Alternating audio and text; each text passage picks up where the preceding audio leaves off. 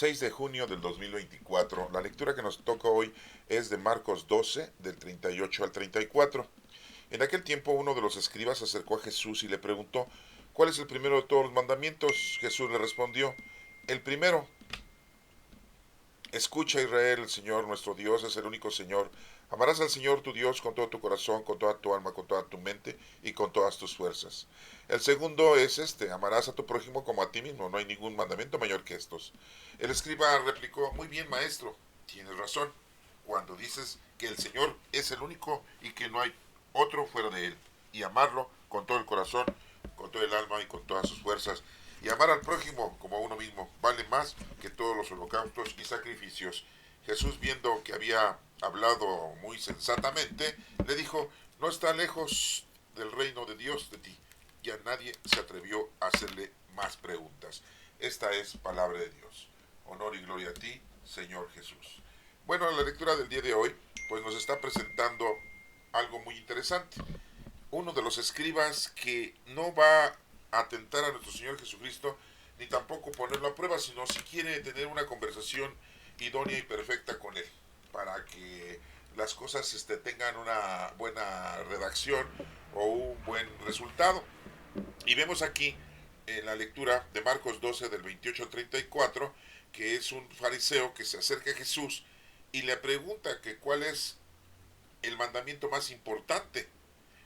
Y Jesús le responde, que ya lo sabíamos nosotros porque lo hemos leído en otras lecturas, en otros evangelios, que dice, el primero, escucha Israel, el Señor nuestro Dios es el único Señor, amarás al Señor sobre todas las cosas, que es el primer mandamiento, con todo tu corazón, con toda tu alma.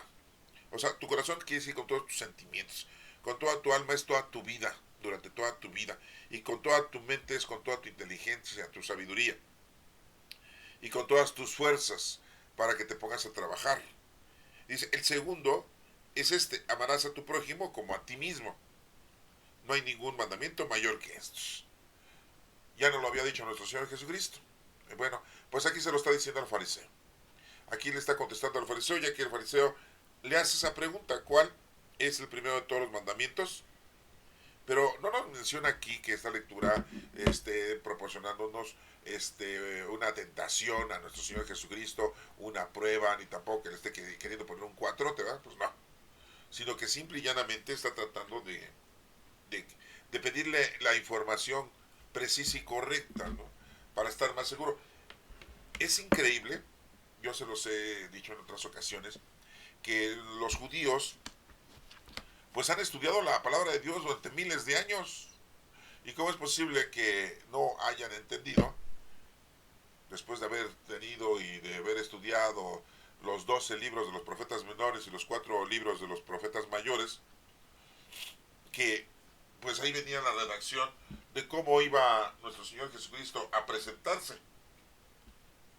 qué iban a hacer y que se iban a cumplir las escrituras? Pues está muy raro eso, ¿no? Porque pues estudian la palabra de Dios y están pendientes. Hoy en día lo siguen haciendo, ¿eh? Sí, todos los días. Tienen 1 o 2 horas diarias la gente adulta, ¿sí? Claro, los religiosos, ¿no? No digo que todos los judíos, ¿no? Porque hay judíos de toda clase, ¿no? Hay judíos sionistas, hay judíos normales, ¿verdad?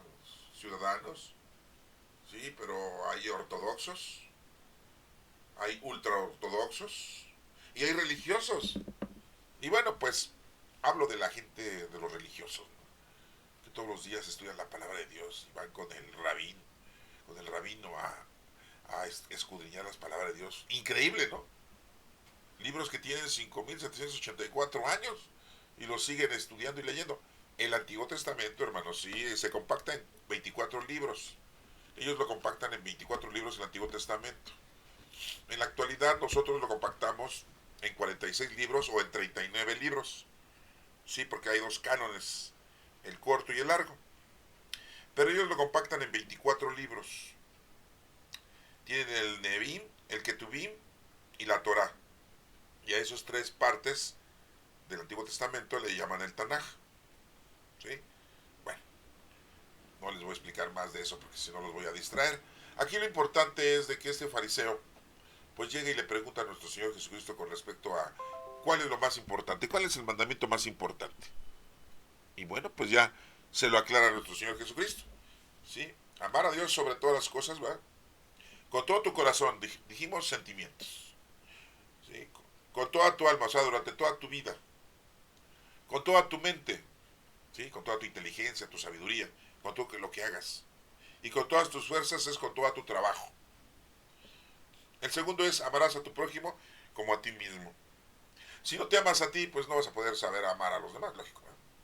Si no te cuidas, si no te procuras, o te quieres suicidar, pues cómo vas a cuidar a los demás.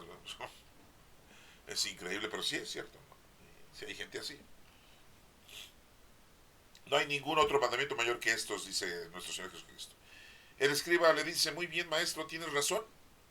Cuando dices que el Señor es el único, que no hay otro fuera de Él, pues no hay otro. Es muy importante para nosotros en la actualidad.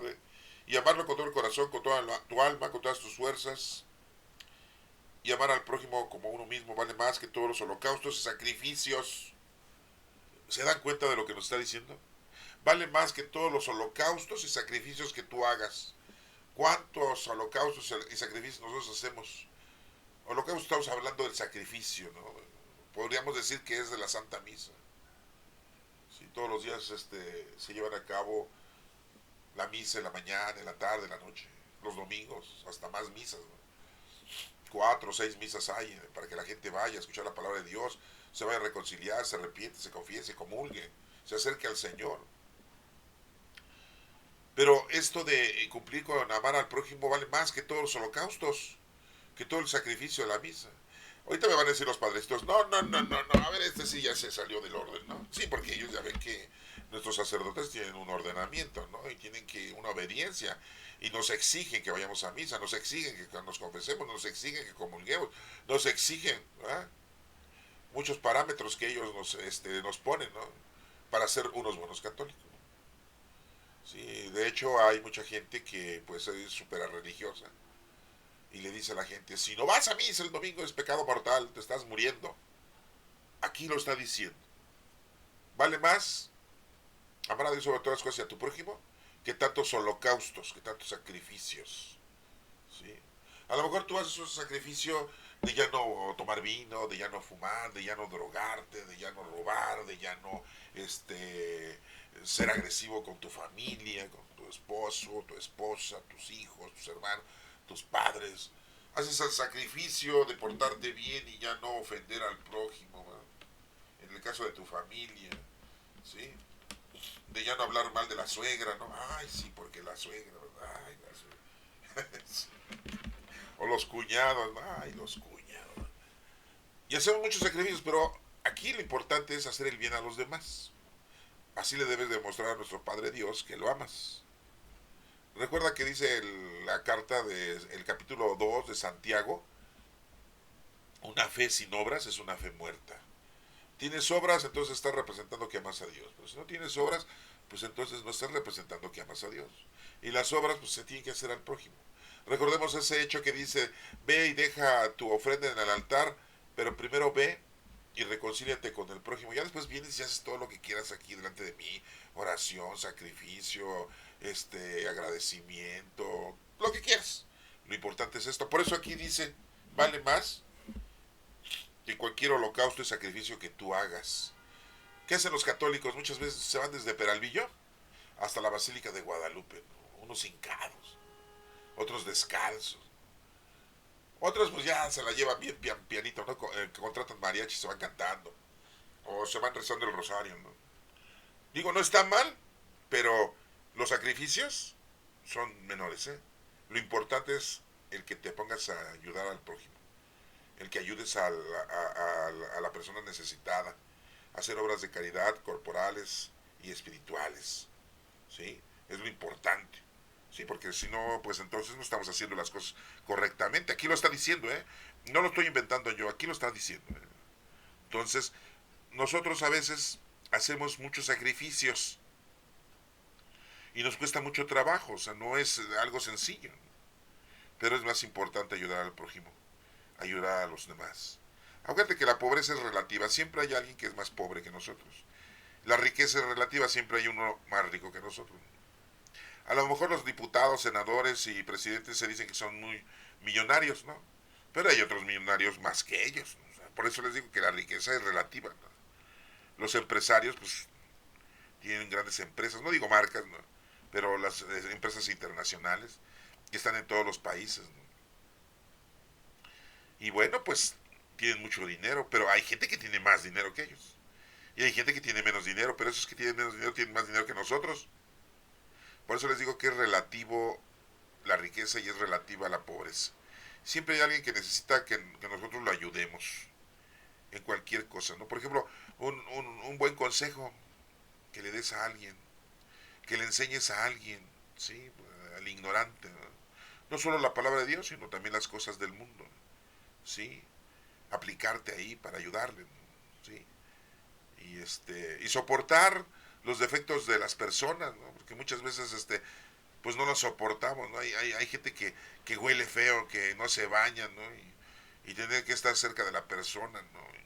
Y pues podemos ayudarle, a lo mejor hasta de alguna manera decirle que se bañe o que se limpie, ¿no? Para que no esté despidiendo olores feos y que a la gente le cause molestia, ¿no? Ayudar a la gente en todo, visitar a los enfermos, a los niños desamparados, a los huérfanos, a las mujeres, a los minusválidos, ¿no? Bueno, vale más que todos los holocaustos y sacrificios.